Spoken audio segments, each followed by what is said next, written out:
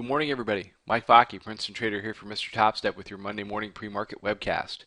Okay, I've got a daily chart of the ES up, and there's a couple things that you'll see here. We've come through on Friday and into the early night trade here, and we punched this lower Bollinger Band, and we've come to rest on a longer trend line that I've been using over on my service for a little while.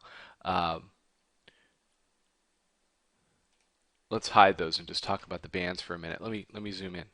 So we had a punch.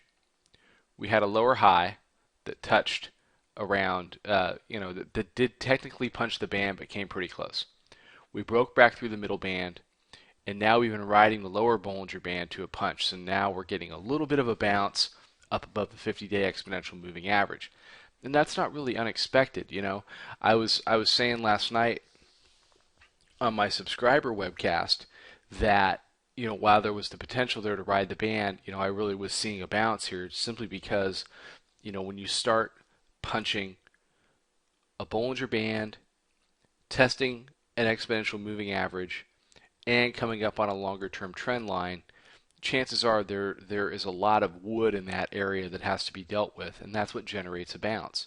People have orders in there, and that's how bounces happen. So we'll see if this one is sustainable. So if we do bounce, where are we headed?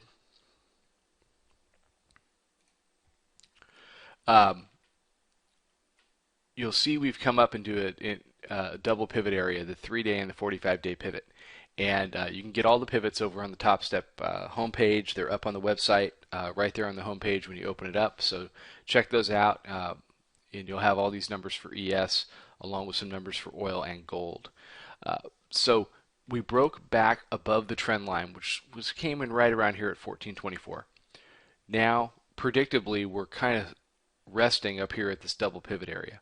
If we're able to make it through, the next area of resistance is 30 to 31, and then you've got lockstep pivots, the 9-day and the 20-day, up at 1436. So those are a couple of the big levels that I'm looking for today.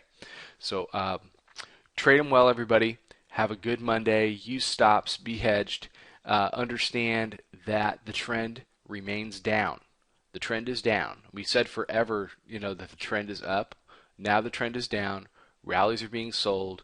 Take advantage of the rallies on a scalp and a day trade basis, but understand that those rallies are most likely to be sold, and so you need to set yourself up for where resistance is going to be in order to get a nice short entry. I do expect over time, I think that ideally you test the descending trend line here. Let me make one more point before I let you guys go. I think we do test either the 20 or this old descending trend line that comes in around 34 to 36, but I think that's about all we've got.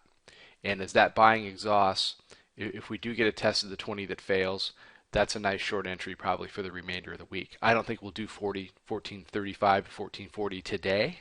It's possible, but when we do get there, I think you need to start to position yourself from the short side.